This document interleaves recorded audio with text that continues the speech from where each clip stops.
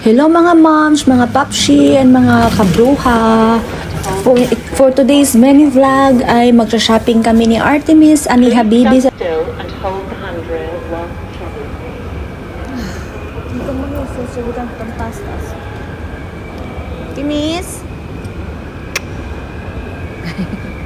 So si Artemis nga pala, ano yung buhok niya? Messy hair dahil nga ang lakas ng hangin dito. Yeah, to make it, safe. Buti na lang walang masyadong tao sa grocery. Artemis! Artemis! Hindi masyadong magulo. What's that? I just said that she doesn't like it. Yeah. Did she eat? Oh. I'm doing voice over here. Ayan mga mamshi, nandito kami. So first, ang kinuha ni Artemis ay laruan. Pasensya na po sa disturbo dahil nga mayroon kami pinatikim kay Artemis na pang snacks niya.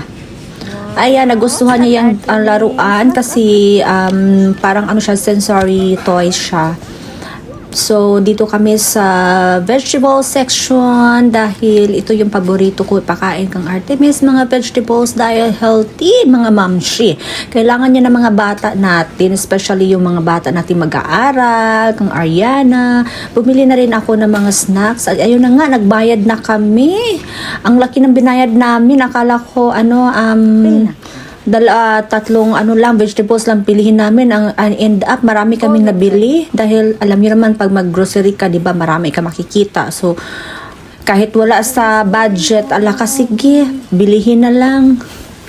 Ayan, so na over the budget kami sa aming grocery ngayon, pero okay lang, go pa rin dahil mga snacks yan ng mga bata.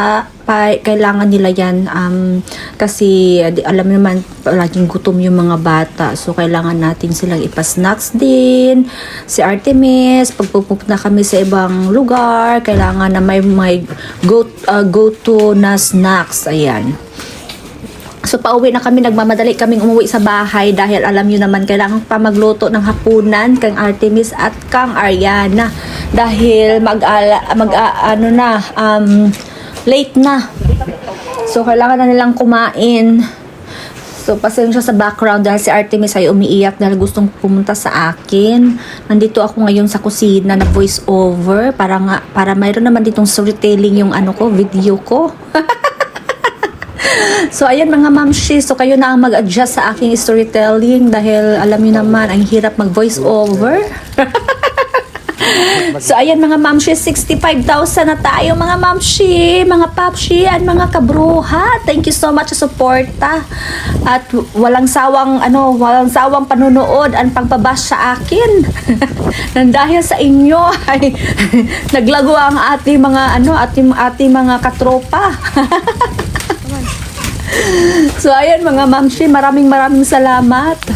At ayan, nagluto na nga ako. Ito chicken yung nilagay ko. So ayan, nagprito lang ako ng chicken with maraming onions dahil masarap to pag maraming putahe. Tapos nilagyan ko ng vegetables.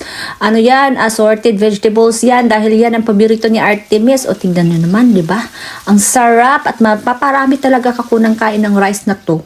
Si Artemis, obviously, ang favorite niyang broccoli, ayan. Thank you for watching mga mamshi for my mini vlog. Ayan, kain tayo. Bye. God bless.